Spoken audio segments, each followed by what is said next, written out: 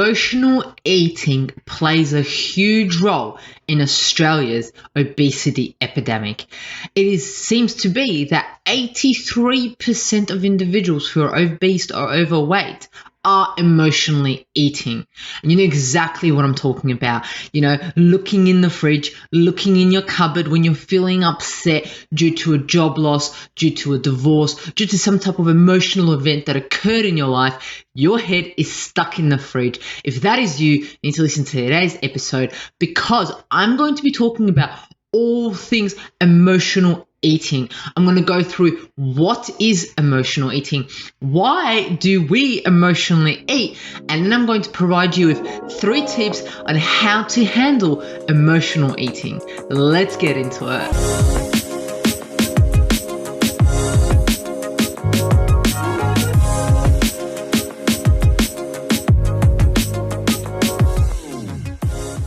It's Mondays with Mihaela. That's right, me. Thank you so much for tuning in. I absolutely love, and appreciate your support.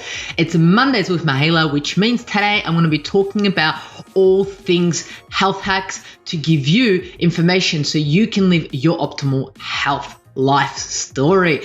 Today's episode is part of the Natural Health Podcast, which is available on YouTube, as per this, Spotify if you're listening to the audio version, and so forth. For any of you who don't know me, my name is Mihaela and I'm a qualified naturopath here, absolutely passionate about all things health, business, and overall success to provide you with simple, savvy, and sustainable health hacks to optimize your health. So I thought I will talk about today's topic, which is emotional eating. It is a bit of a heavy topic. I want to put it out there that I'm not an expert in emotional eating. I'm not a psychologist. I'm not a whatever else you want to call it. I'm a naturopath, and I'm going to be looking at it from my perspective, from my knowledge that I can share with you. It is not advice. It is just information provided to you, and which I'll mention at the end. If you do suffer from any type of eating disorders, please contact a healthcare professional. So let's get into it. What is emotional eating? Well, I don't know about you, but I know that I do emotionally eat at some stages. I have at some stage of my life, right?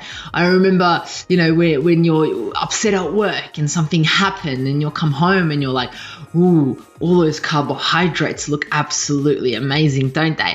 That is emotional eating, because I was trying to fulfill myself with food, or in regards to an argument with a partner or with a friend, anything along those lines. I have been guilty of it.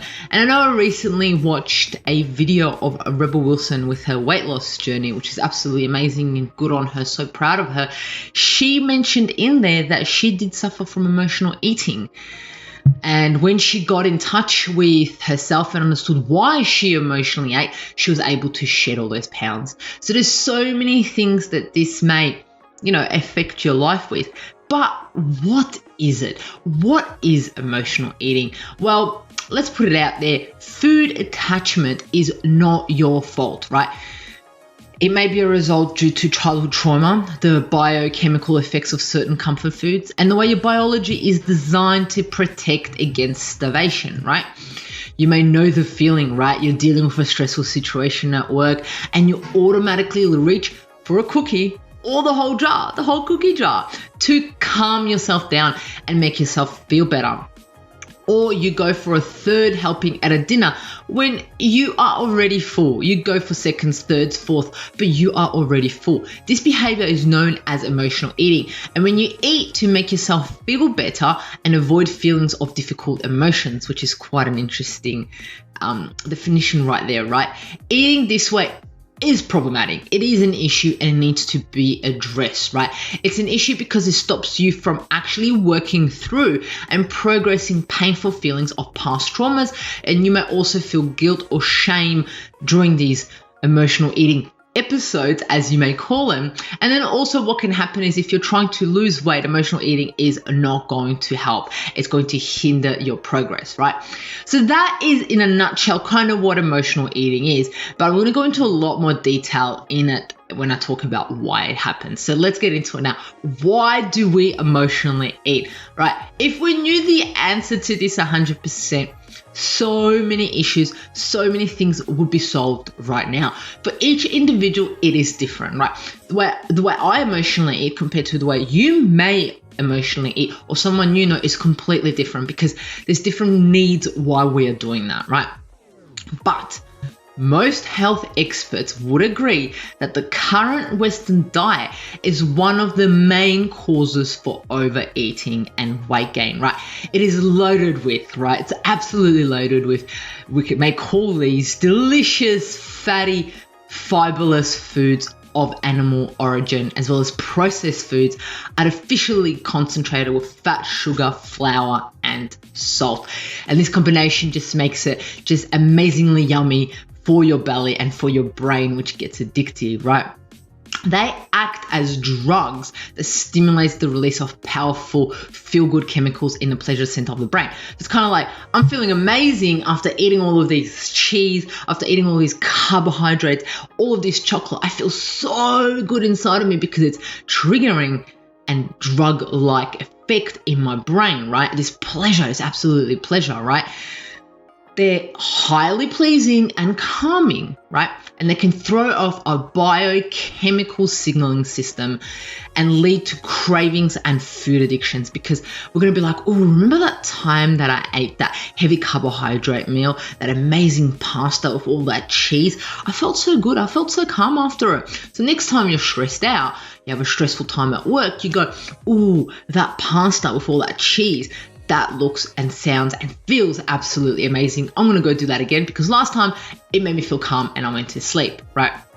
So it can require huge resistance, a huge effort for us to resist these foods once we've been exposed to and once we have linked them to an emotion, right? Because these vegetables don't seem too appealing then, right? But you probably already know which foods you tend to be more compulsive with.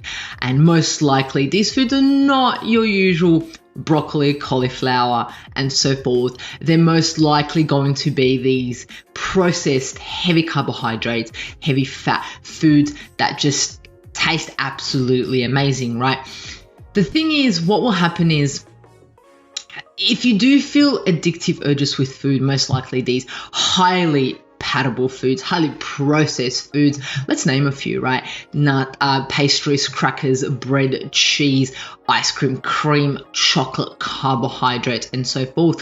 They will trigger in us a powerful drive to seek continued stimulation, and they compete with our conscious ability to say no, which means it makes it so much harder to be like, oh no, I'm not gonna have that bowl of amazing yummy pasta, I'll just have a bowl of salad.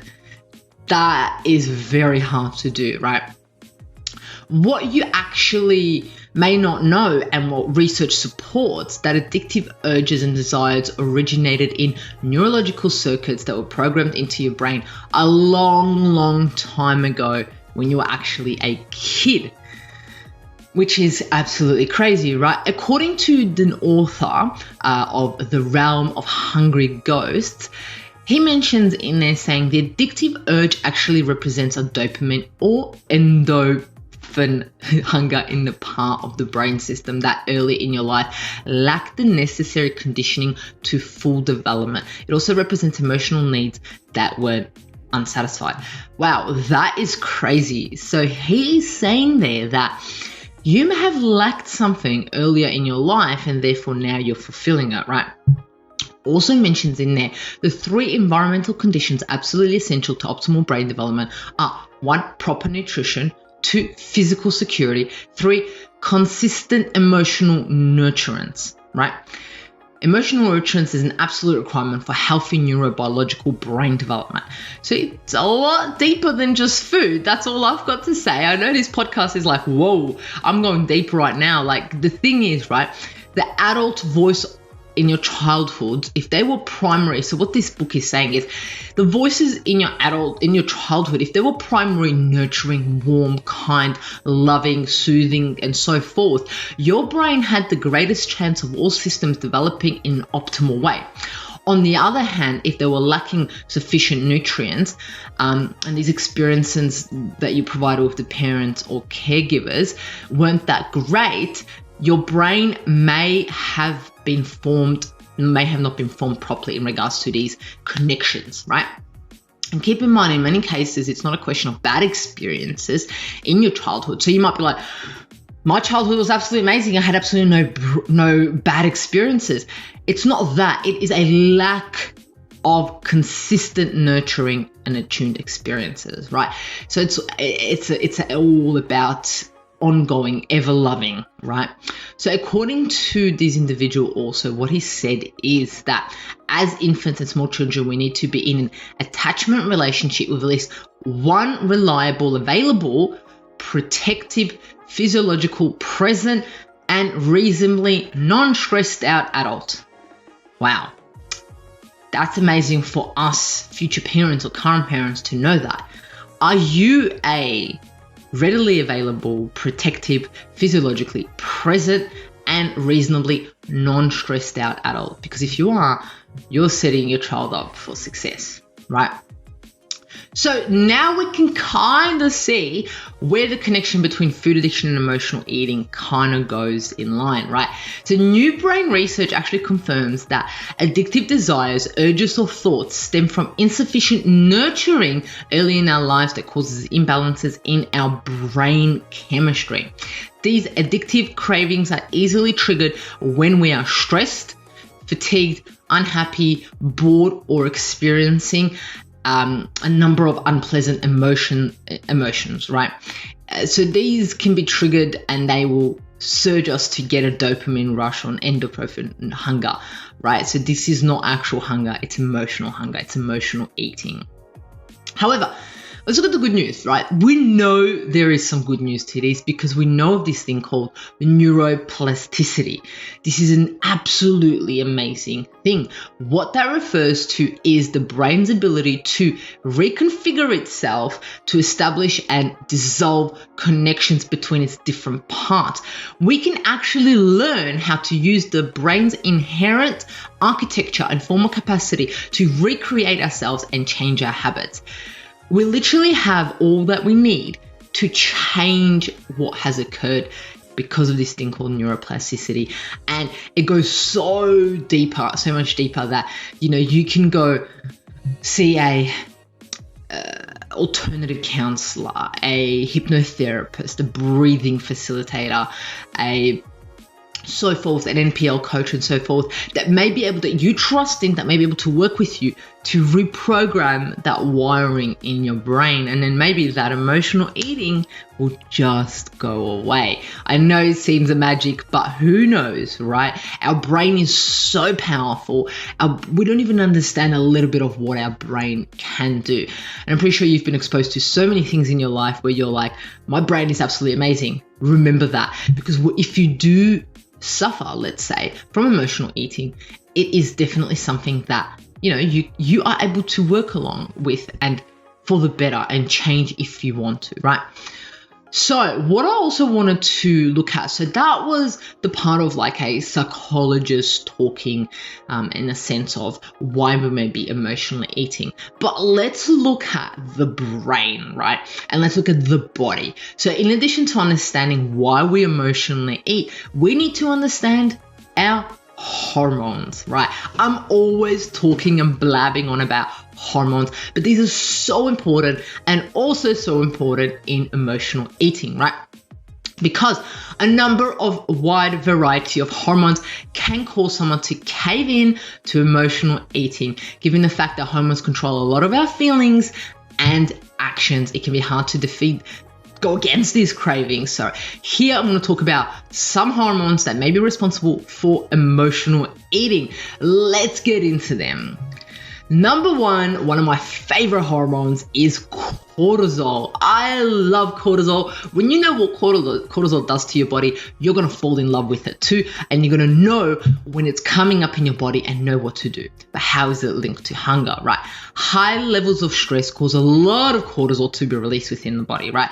Cortisol as we know, is the stress hormone that sets off the whole body on edge, triggered by the fight or flight response, right? This can cause the body to process consumed food differently. So basically, high levels of cortisol within the body can cause the body to crave a lot of easy to process unhealthy carbohydrates, and you may feel a strong desire to eat very sugary or processed foods, fatty foods, or high salty foods, right? So think about the last time that you were pretty stressed out, right? You had this huge project that you had to complete for work. What type of food were you craving? Well, I know that when this happens to me, I crave pasta. I crave so much pasta. Give me pasta and pizza, and that's all I need, right? Why? Because my cortisol is through the roof, and I'm craving these high sugary foods that can process and potentially in my body give it energy and convert it to glucose with a click of fingers straight away. Right, now that's the first one, that's cortisol. I could go into so much more detail about how cortisol actually affects emotional eating and the brain and so forth, but that's like one whole episode in itself. I'm just touching upon some here for you to get a bit of an understanding. Second one, let's get into the second one. I love this one too. I absolutely love this one because thanks to this hormone, I'm here standing in front of you, in front of the camera and presenting this podcast. And that is dopamine. I'm motivated to do this podcast for you guys. So this is a neurotransmitter and a hormone that plays several important roles in the brain and the body, right? Essentially, it helps the brain receive a positive kick through reward-based learning. It's kind of like the whole, you're going to get rewarded when you do this. That's your dopamine. That's your motivation, right? When you eat foods you enjoy, basically these less healthy ones that you consider to be comfort foods, the brain recognizes this as a reward and releases a rush of dopamine, okay? This creates a high, like a high on food sort of feeling that makes it easy to crave the foods again and again and again. It's kind of like a drug to the brain, and even if it's not an extreme narcotic or so forth, it can still be addictive, right? This is all my chocolate people, put your hands up. This is you guys, you girls out there. This is where dopamine comes in. When you're, feeling a little bit like, under the weather, not motivated, get that chocolate. It gives you that high. You're like, I love it. I want to get that chocolate again because I remember last time I had that chocolate, I felt amazing, right? Let's get into the next one. The third one is serotonin, right? Serotonin, similar to dopamine, is also a neurotransmitter and a hormone, and it helps regulate sleep and appetite. So what did I say? It helps regulate sleep and appetite. If you don't sleep well, your appetite goes up, right? There's a link there. And it also regulates your appetite. Appetite's directly linked to emotional eating, right?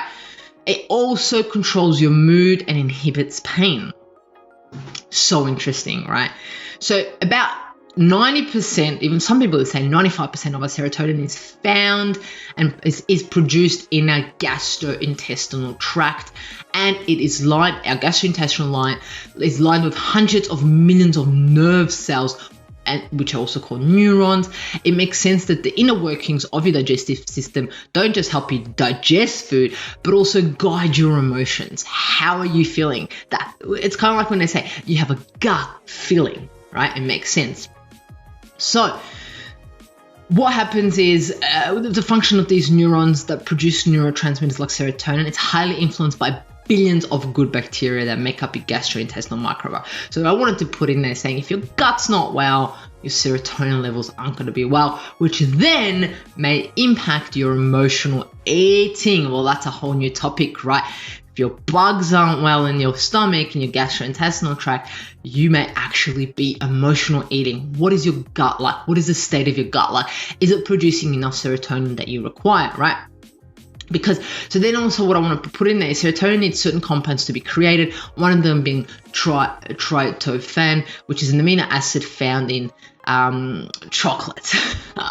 In other things too, but one of them is chocolate. I keep going back to chocolate, right? But carbs also boost serotonin, leading you to desire that stuffed potato chips and mac and cheese into your mouth and solve the feelings of sadness, right? Unfortunately, with this, it's a temporary boost. Like if you're feeling emotional, you're feeling a little bit under the weather, you're gonna get that hot chips, the potato chips. You're gonna eat it. You're gonna get that rush of either serotonin, dopamine, both, and so forth. And then you're gonna be like, well, what do I do now? So then you have a choice. You either eat more of it, or you actually resolve the issue as to what you're feeling and why you're feeling it, right? Now, why does the brain trigger emotional eating? Well, it could be a number of things. Let's get into why it may trigger it, right? The first one that I wanted to put in there is we are made like that. It's primal, okay? So if we go back in the days, what it is the first thing to remember is that emotional eating is not your fault, right? It is not your fault, and it's something you can do something about it, okay? Your biology drives your behavior. Food, yeah? Eat everything in case it becomes scarce, right? So back in the days, food wasn't just available at the shops, right? People had to hunt and gather, right? So if there was so much food available in front of you, what would happen is you would eat all of it. Because one, you never know when you're going to eat it next. Two, it's right in front of you. Why would you leave it? You don't have a refrigerator to put it in. If you don't eat it, someone else is going to eat it, right? And you need it for survival. So it comes back to the primal. I should have probably put this at the start, but it's primal. It is primal. When we see food in front of us, eat all of it in front of us. But this doesn't work these days, because if we go to an all-you-can-eat restaurant, we may eat all you can eat, but then tomorrow you're still gonna have food. You're still gonna have that all-you-can-eat restaurant open that you can go to. Back in the days, that was not the option. Back in the days, you only had that all you can eat when you work out, you run, you physically exert yourself, so then you can get that food. That's not happening these days. We have access, well, fortunately enough, we have access, most of us have access to food like this.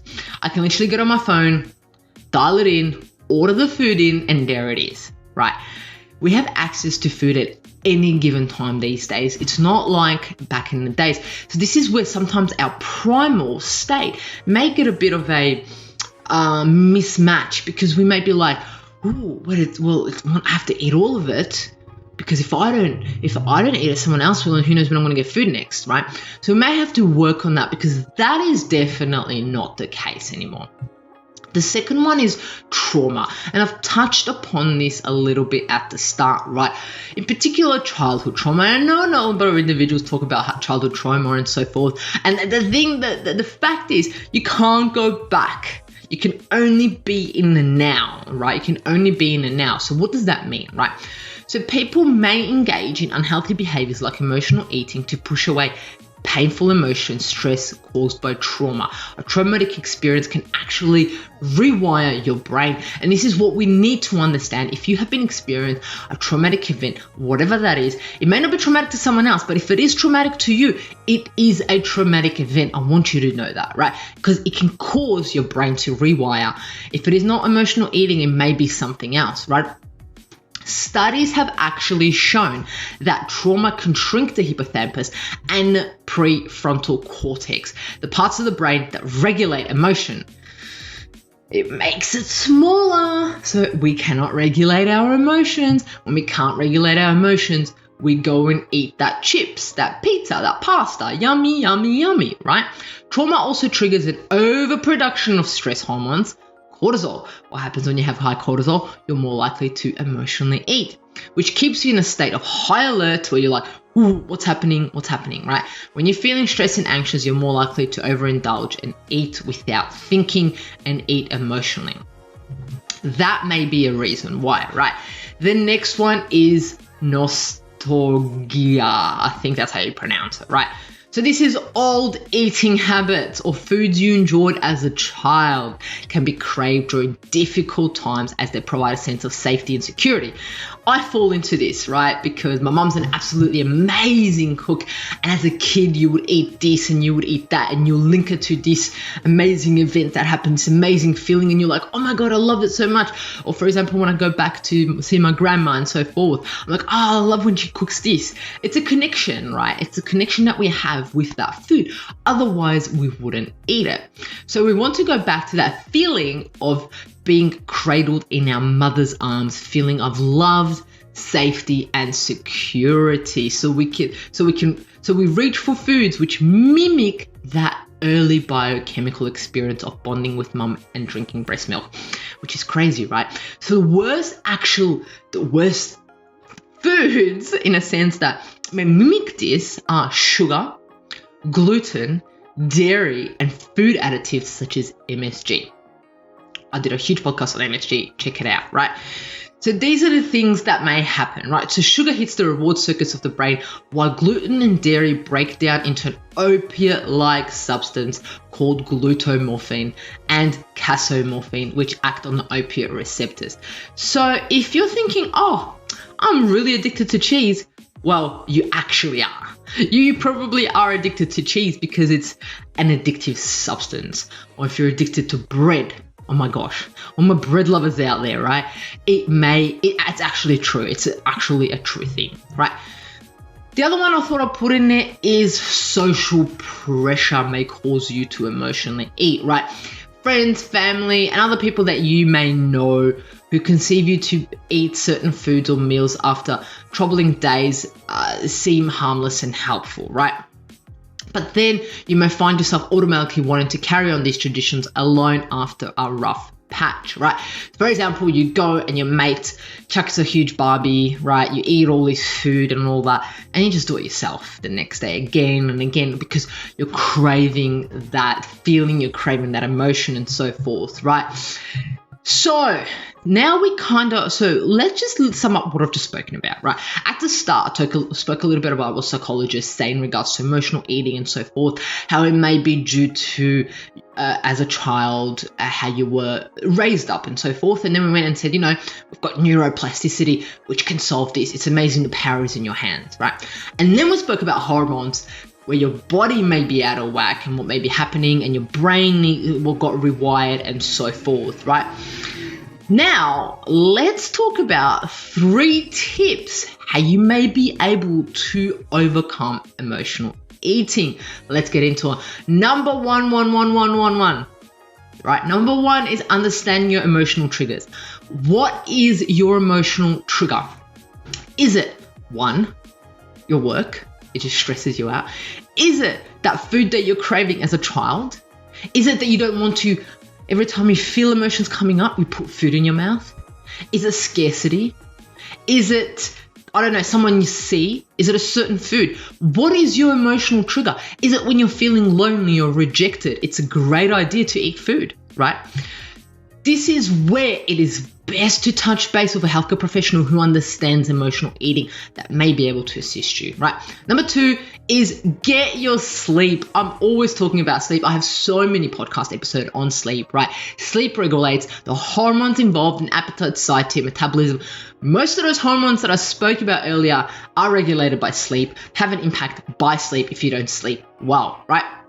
Number 3 is understand and recognize the difference between real hunger and emotional hunger. It's kind of like, what is emotional hunger? What does it feel like when I'm emotionally hungry? Do I get feelings in my belly? Does my belly rumble? Do I get that feeling in my throat?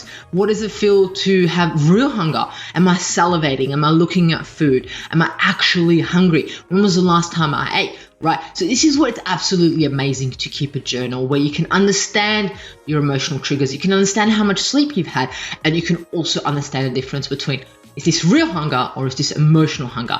I do want to put it out there. I am not an emotional eating expert. If you find yourself struggling or fighting emotional eating, reach out to a therapist, mental health professional, or someone who's a specialist in emotional eating or disordered eating. They'll be able to assist you. But I hope that today's episode made you think and be like, Ooh, it may be that event that happened in my childhood, or it may be that certain food, or it might just be my work, it might be the cortisol, it might be my serotonin, my dopamine. It may be so many different things. Just think about it. I'm all about planting seeds, and that's what exactly I'm doing today.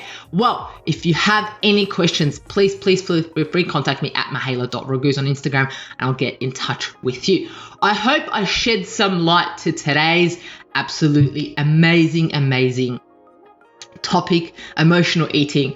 I have been there. A number of individuals have been there. Get it straight, get it right, so you can reach optimal health. Do what you do best. Love, like, share, rate, review the Natural Health Podcast. Until next Monday, love you.